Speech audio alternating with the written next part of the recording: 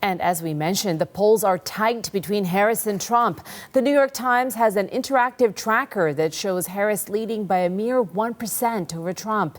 It also shows that across 7 swing states, numbers are so close that neither candidate has a meaningful edge currently. But that may change if the polls are off even by a small margin. And my next guest spends a lot of time poring over the polls and data. Kaleigh Rogers is the New York Times polls reporter, and she joins me now from Ulster Park, New York. Kaleigh, thank you so much for making time for us. Yeah, thanks for having me. Tell me, Trump and Harris are locked in a very tight race for the White House. What is standing out for you today when you look at the polls?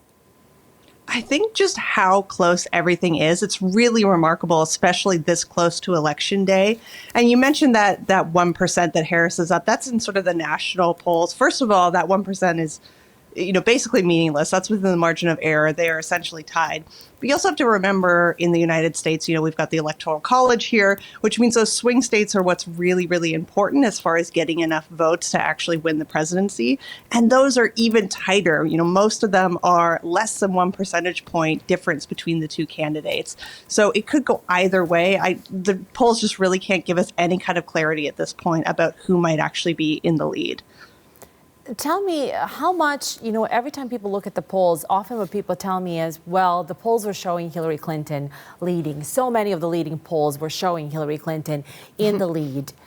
So what do they really mean? When you, as a journalist, look at the polls and try to synthesize what they're trying to tell you, what picture is are the current polls telling you? Yeah, a lot of people remember that in 2016. I think what a lot of people are thinking back on a little bit is the forecasts that were put out that were based on the polls, but also other information. So those were the ones that were showing like 80% chance of Hillary winning, 90% chance, that kind of thing, that got a lot of people believing that that's probably which way it was going to go. If you look at the actual polls from that year, the national polls, that sort of top line number that I mentioned, actually weren't that far off. They were off by maybe 2 percentage points. And if you remember, Hillary Clinton did win the popular vote. But as I mentioned, you got to win the Electoral College, which she lost, which is why she lost the election. And that's where the polls were really off in 2016. Pollsters made a lot of changes after 2016. One of the big things that they think went wrong was not accounting for different levels of education. So when you're doing a poll, you're taking a sample of the population, not the whole population, and you have to adjust the answers that you get to try to represent the bigger population you're trying to show. And one of the things that they didn't used to adjust for was education attainment. Now, since 2016, that is something they adjust for because a lot of, in particular, white voters who didn't have a college degree broke for Trump in large numbers, and they weren't well represented in those polls. Then in 2020, the polls were off again. This time, they did show Biden in the lead, but not by anywhere near where he actually ended up. They showed him sort of further ahead than he actually ended up. And the weird thing about 2020 is pollsters aren't really sure exactly what went wrong that year.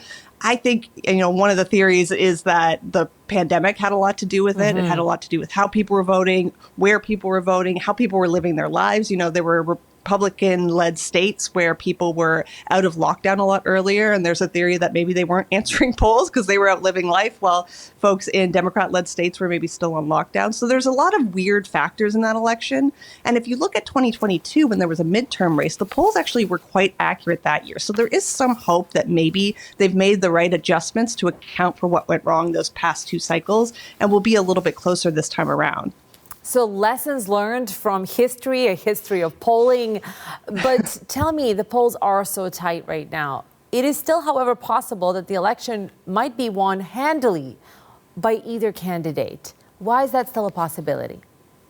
Right. So I think people see this close race in the polls and assume, okay, well, the result has to be very close as well. But you have to remember that we have those normal polling errors that happen all the time. And a big part of that is because pre-election polls, as I mentioned, you're doing a sample and you're trying to match it to the wider population. But for a pre-election poll, the wider population is the people who vote on election day, which is different every year. So they're making an educated guess on that. And that's why there's some built-in error no matter what. It's never going to be perfectly precise.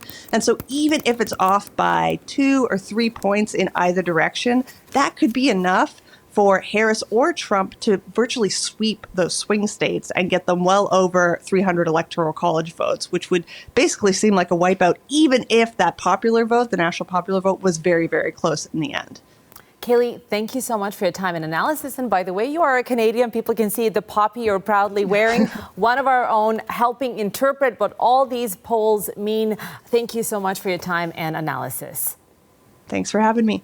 Kaleigh Rogers in the New York Times is the New York Times polls reporter.